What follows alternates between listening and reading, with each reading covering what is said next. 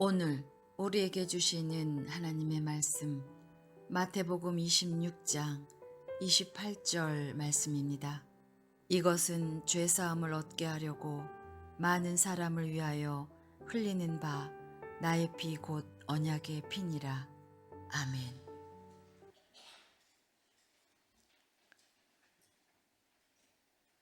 사랑하는 성도 여러분, 저와 여러분은 이미 예수 그리스도의 보혈로 죄사함 받고 죄사함 받은 인생을 살고 있습니다.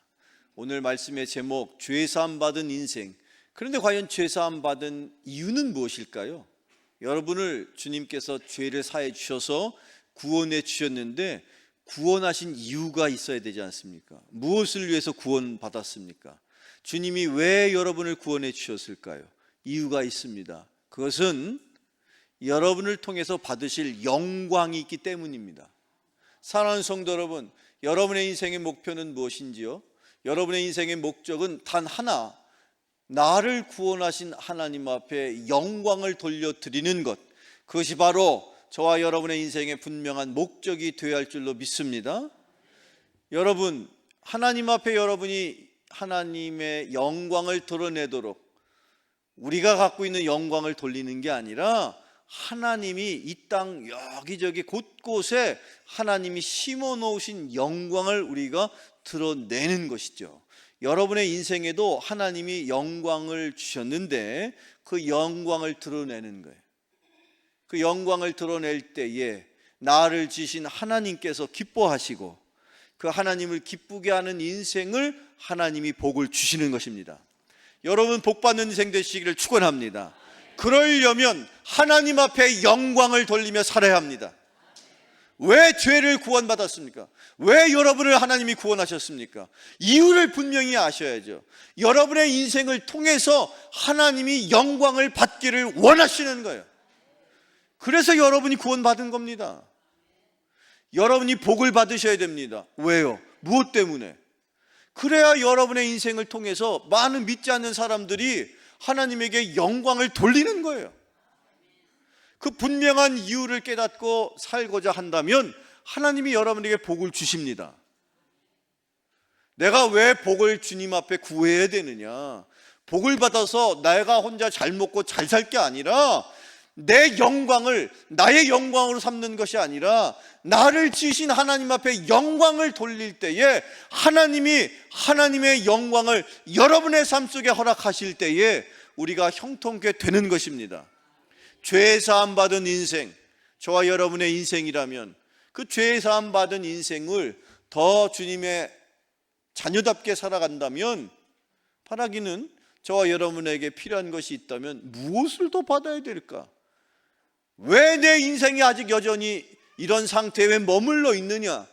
내 인생을 보면서 내 일가 친척도 그렇고 주변에 많은 사람들이 아이고 저렇게 교회 다니는데 신앙생활 하는데 저렇게밖에 못 산다고?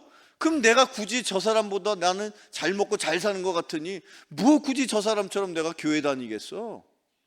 라고 만약에 말한다면 이 전도의 문이 과연 무엇을 통해서 열려지겠는가?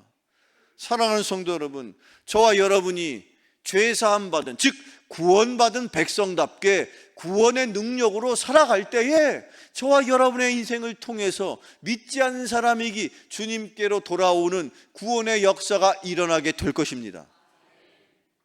따라서 여러분은 죄사함 받은 것으로 그치지 마시고 그 이후에 또 나에게 필요한 은혜가 있다면, 또 나에게 필요한 것이 있다면 그것에 대해서 구하시고 사모하는 여러분 되기를 축원합니다.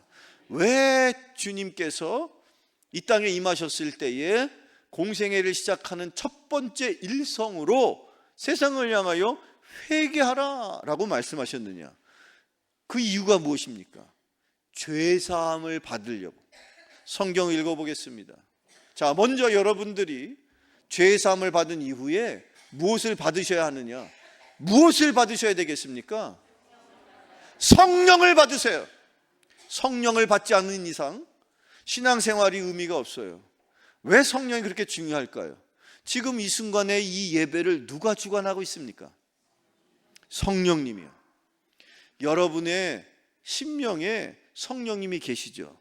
주의 종의 입술로 말씀을 증거할 때에 내 안에 계시는, 내 심령 속에 계시는 성령께서 그 내 귀로 들리는, 육신의 귀로 들리는 그 말씀을 내 안에 성령께서 영안을 열어주셔서 영적인 깨달음을 주셔서 그것을 내 영혼의 양식으로 삼아 주셔야만 말씀이 은혜가 되는 것이요, 그 말씀으로 여러분의 영혼이 힘을 얻을 때에 살아있는 영혼으로 신앙생활을 하는 여러분 되기를 축원합니다.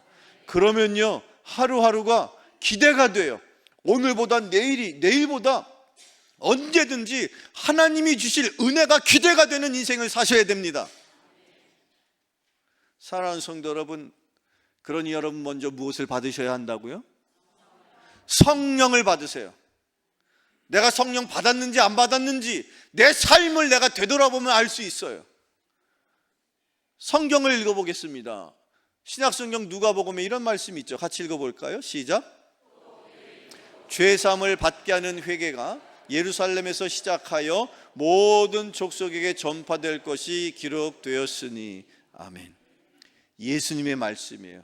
예수님께서 일찍이 말씀하시기를 죄사함을 받게 하는 회개다. 예수님이 회개하라, 천국이 가까이 왔다. 왜 회개해야 된다고 말씀하셨다고요?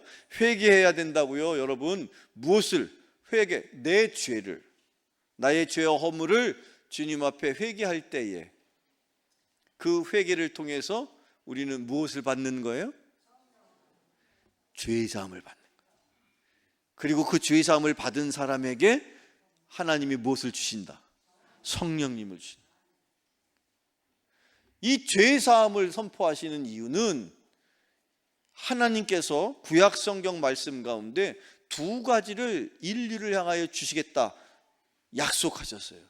모든 백성에게 주님께서 두 가지 약속을 하셨는데 구약 성경에 두 가지 약속이 농축되어 있어요. 축약되어 있어요. 그 첫 번째 약속은 예수님을 내가 이 땅에 구세주로 보낼 것이다. 두 번째는 성령을, 보혜사 성령을 내가 보낼 것이다. 이 약속이 구약 성경에 무수히 많은 모든 약속의 핵심이에요. 그 두 가지 약속, 예수님을 그리스도로 보내신다, 성령님을, 보혜사 성령님을 우리에게 보내신다. 그런데 예수님이 이 땅에 임하셨어요. 그리고 이 땅에 임하셔서 첫 번째 회개하라 말씀하신 것은 무엇을 보내시기를 원하시기 때문이다?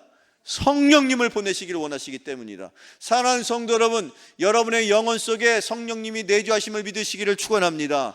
뿐만 아니라 여러분 안에 계신 성령님이 여러분의 생각과 여러분의 마음을, 여러분의 삶을 송두리째 주관할 수 있기를 축원합니다.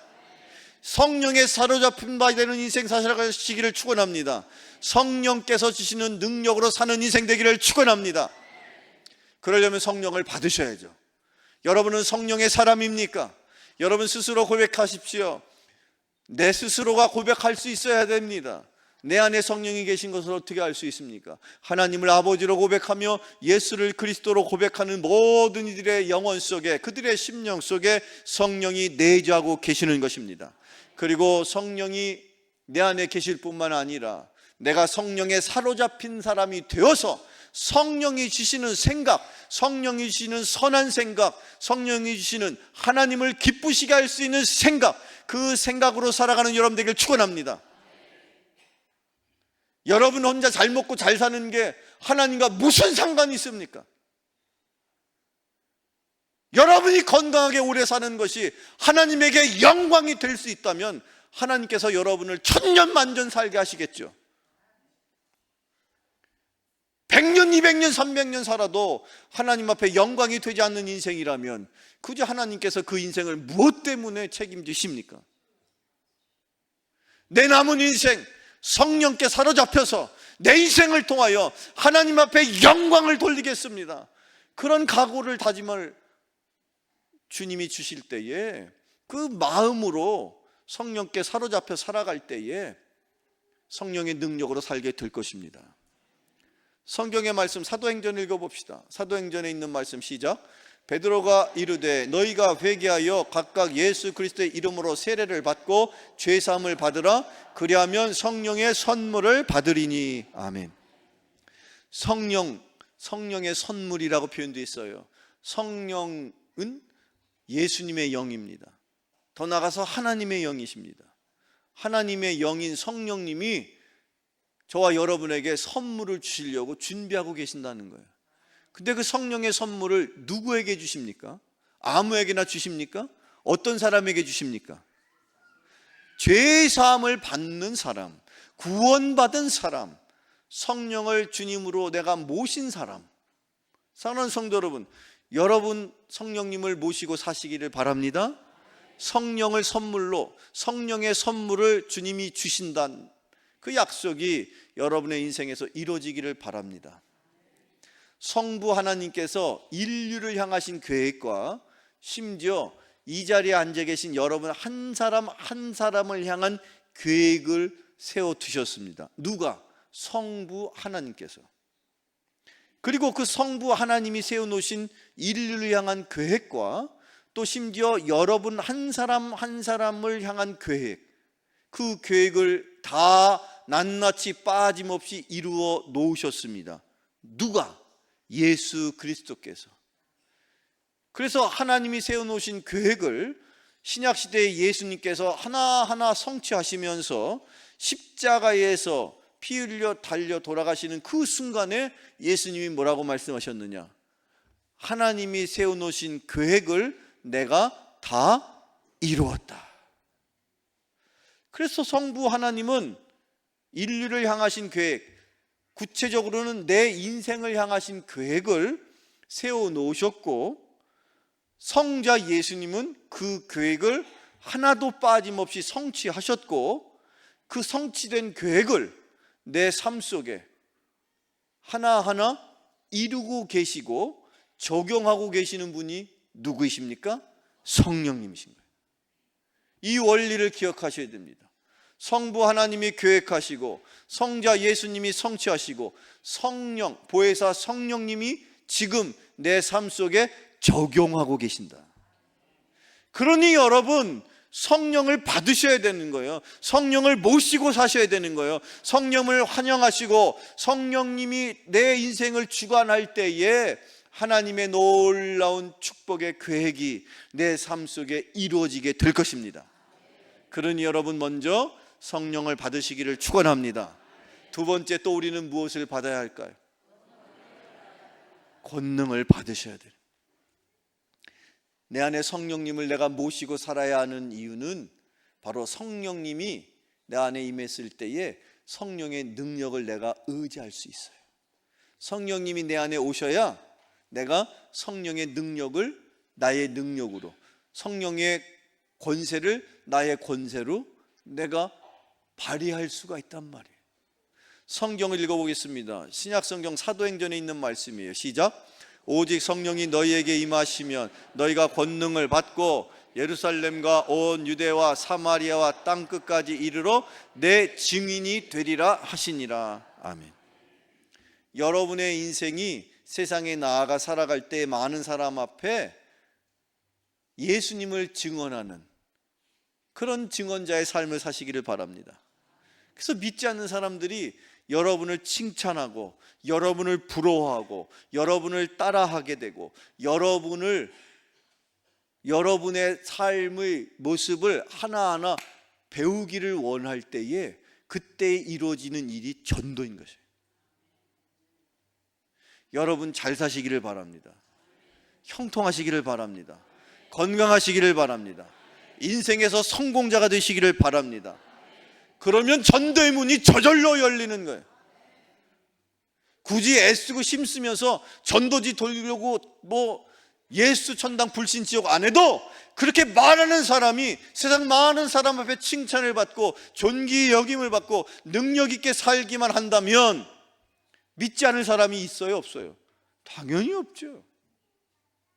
세상 사람 앞에 우리가 손가락질 당하고 세상 사람들보다 못한, 세상 사람들도 법과 질서와 이 사회에 필요한 기여를 하면서 사는데 구원받은 백성인 저와 여러분이 세상 사람 앞에서 손가락질 받고 없이 여김을 받고 그렇게 되는 이유가 무엇입니까?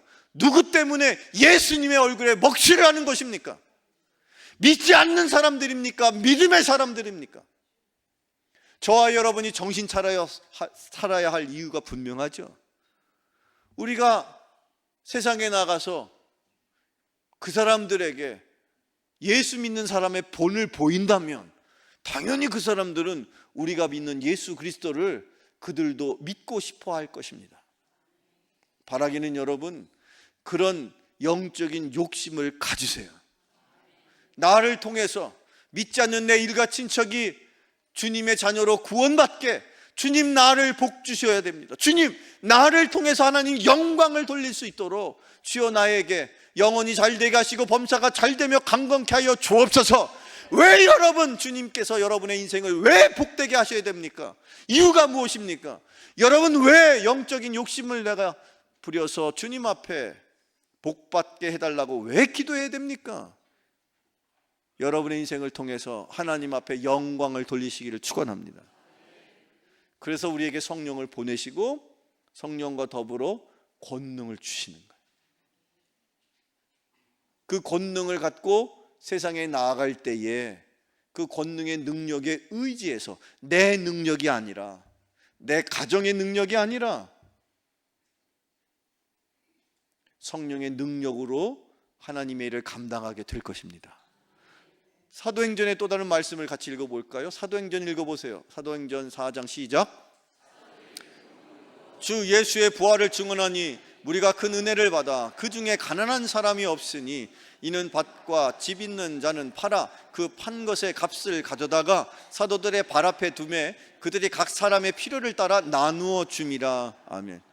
사도행전에 기록되어 있는 사도행전이라는 말 자체를 때로는 어떤 성경학자들은 사도들을 통해서 일하시는, 사도들을 통해서 역사하시는 성령님의 이야기가 기록되어 있으니까 사도행전이라고 부르기보다는 성령의 행전이라고 부릅시다 라고까지 말할 정도로 이 성령님의 이야기가 낱낱이 기록되어 있죠. 성령께서 그들에게 임하셨습니다. 사도들에게 임할 때에 그들이, 즉 사도들이 무엇을 받았습니까? 권능을 받았어요. 큰 권능을 받은 사도들이 이제 본격적으로 그 이전의 사도들과 사도행전의 사도들이 다른 이유가 무엇이냐? 그 이전에는 비록 예수님과 함께 있어서도 늘 항상 부족하고 연약하고 깨닫지를 못하였어요. 그런데 오순절 다락방에서 성령이 임하셨을 때, 그들이 성령 충만해졌을 때, 그들에게 권능이 임하였을 때 큰 권능을 받은 자들이, 큰 권능을 받은 베드로가 때로는 성전 미문에 앉아있는 안준뱅이를 내가 너에게 은과 금을 줄 수 없으나 나사렛 예수의 이름으로 명하노니 일어나라 할 때에 놀란 기적이 일어났습니다. 그런 능력은 성령을 통해서 임하게 된 것입니다. 그들이 오순절 다락방에서의 성령의 체험을 통해서 성령 충만해졌을 때 그들이 행한 모든 일들은 성령의 권능으로 나타난 거예요. 성령의 능력으로 나타난 거예요. 여러분의 인생에 일어나는 많은 일들도 이제 성령의 능력으로 나타나게 될 것입니다. 그래서 사도행전 4장에 일컬어기를, 사도행전 4장의 말씀을 본문 다시 보여주세요. 큰 권능으로 큰 은혜를 받는다고 했어요. 큰 권능, 성령의 권능을 말해요. 그리고 큰 은혜를 받게 되면 은혜를 받은 개인과 은혜를 받은 가정과 은혜를 받은 나라와 민족의 삶의 첫 번째 드러나는 놀라운 변화는 무엇이냐? 가난한 사람이 없습니다. 여러분, 저기에서 말하는 가난이라는 것이 눈에 보이는 물질의 어떤 재정적인 경제적인 의미의 가난만을 말하지 않아요. 영적인 가난, 또 정신적인 가난, 육체적인 가난, 큰 은혜를 받았을 때에 그들의 삶 속에는 영혼이 풍요롭고 정신이 풍성해지고 그들의 육체의 삶이 풍성해지는 은혜가 임하는 거예요. 이 나라와 민족이 지난 5천년의 반만년의 역사라고 그러죠. 지난 5천년의 역사 가운데에서 지금과 같이 이렇게 잘 살았던 적이 한 번도 없었습니다.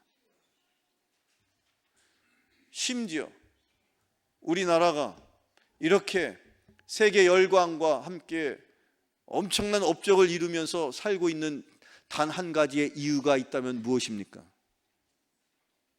이 땅에 복음이 증거되고 예수 그리스도의 부활을 증언하는 많은 전도자들을 통해서 개인과 가정과 나라와 민족 가운데 복음이 전해질 때에 은혜를 받고 은혜 받은 개인과 가정과 나라와 민족의 삶에는 가난이 떠나가는 거예요. 영혼이 잘됨 같이 범사가 잘되며 강건케 되는 것입니다.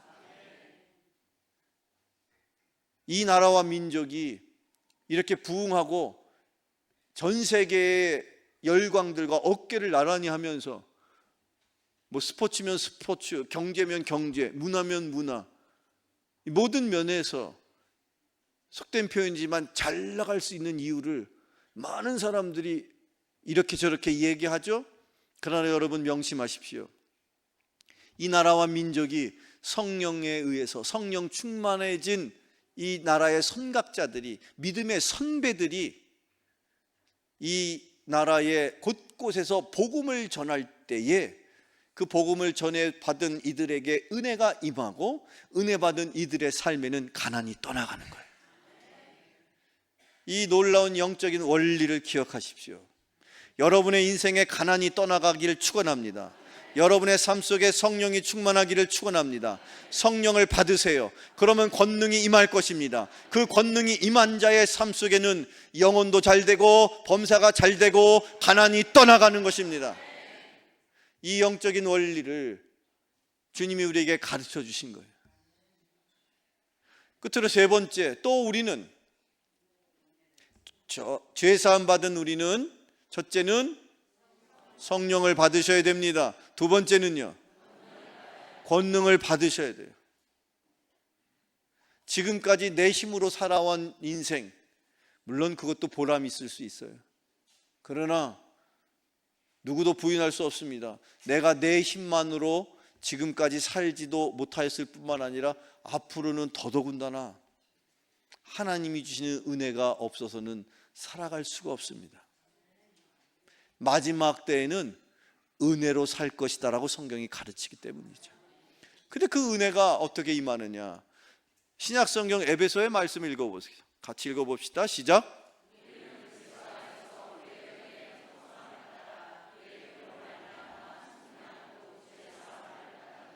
아멘.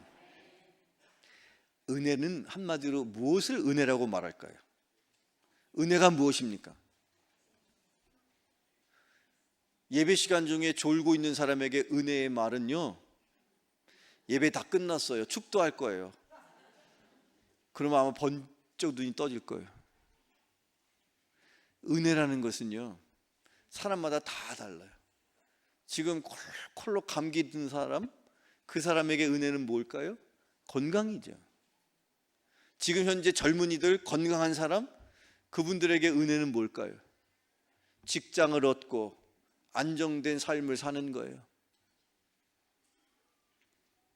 은혜라는 게 사람마다 다 다릅니다. 어린 아이들에 이르기까지 이 시대에는 하나님의 은혜로 살게 돼 있다라고 성경은 가르치고, 그 은혜가, 그 풍성한 그리스도의 은혜가 예수 그리스도의 피로 우리에게 임하였다라고 말하고 있어요. 저와 여러분이 주님의 은혜로 죄 사함 받았음을 믿으십니까?